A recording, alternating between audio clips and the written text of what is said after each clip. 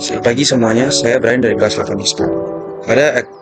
Pada sidang kali ini, saya akan menyampaikan hasil kajian ekranisasi novel Surat Kecil Untuk Tuhan Maria Agnes dan Novar pada tahun 2000 yang dibuat pada tahun 2016 dan dibuat di Jakarta.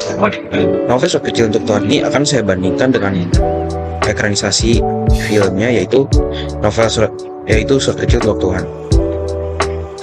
Film Surat Kecil Untuk Tuhan ini disutradarai oleh Fajar Bustami dan dibintangi oleh Bunga Citra Lestari dan Joe Taslim. Film ini tayang pada 2017. Novel dan film ini masih memiliki judul yang sama, yaitu Surat Kecil Untuk Tuhan, dan tidak ada perbedaan dalam hal ini. Dan temanya juga sama, yaitu penindasan terhadap anak kecil. Di siniar ini saya akan berfokus untuk menyampaikan perubahan dan perbedaan dari novel dan film.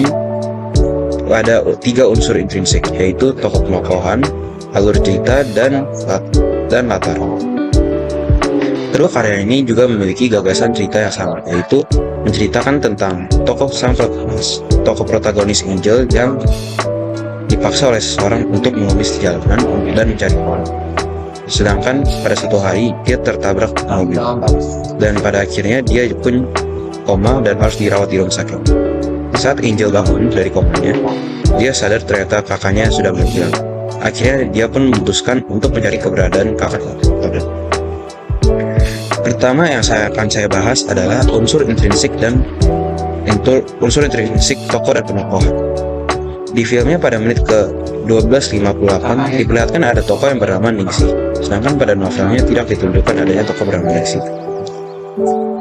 Pada filmnya ada juga tokoh yang dikurangi, yaitu Keke. Keke bisa kita lihat ada di novel pada halaman 80, paragraf 7 dan baris 17. Ada juga perbedaan dari nama tokoh di film dan novel, yaitu di filmnya tokoh Om Rudi ditulis menggunakan huruf I, sedangkan pada novelnya tokoh Om Rudi ditulis dengan huruf Y. Di bagian penokohan tokoh ada juga perbedaan, di mana di filmnya Anton diperlihatkan lebih mudah percaya pada orang lain. Kita bisa lihat di menit ke 11:30 saat Om Rudi datang kepada Anton dan Angel sedang kehujanan, Anton langsung mengiyakan ajakan Om Rudi untuk bermain. Sedangkan pada novelnya Anton diperlihatkan masih sedikit menolak ajakan dari Om Rudi. Di filmnya Om Rudi juga diperlihatkan lebih kejam dibandingkan novel.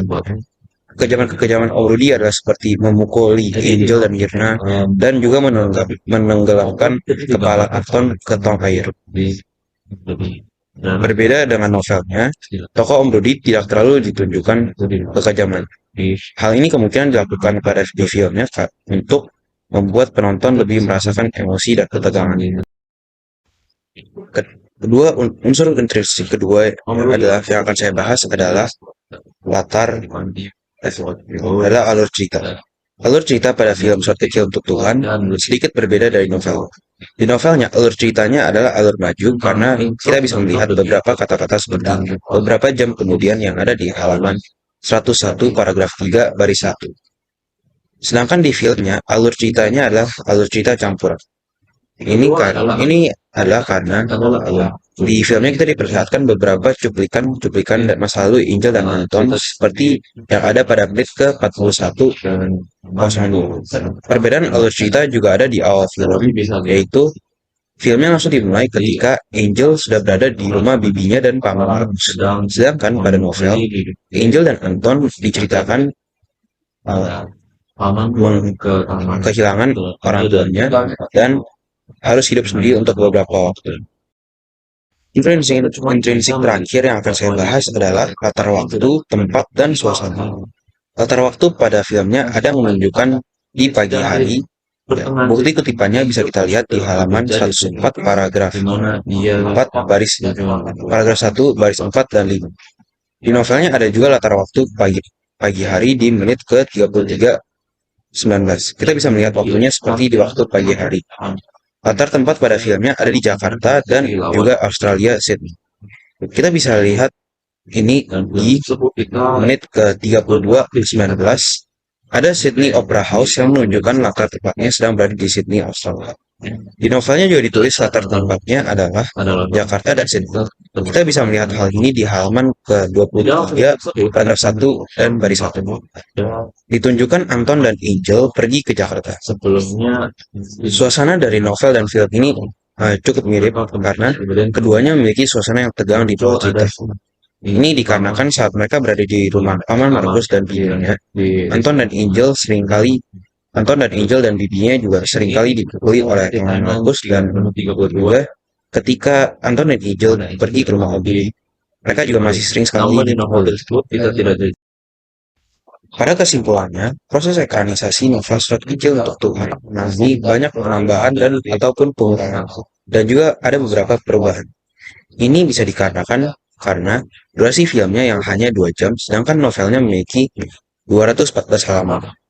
Jadi tidak mungkin semua cerita dalam novelnya bisa dimasukkan ke dalam filmnya, karena filmnya akan memiliki durasi yang terlalu panjang. Perubahan cerita bisa juga terjadi dikarenakan pemahaman dan persepsi sutradara memiliki perbedaan. Namun, kedua karya ini memiliki kekuatan dan kekurangannya masing-masing, yaitu dalam novel, alur yang ditampilkan lebih rumit dibandingkan film dan lebih bisa memikat hati audiens. Dimana dalam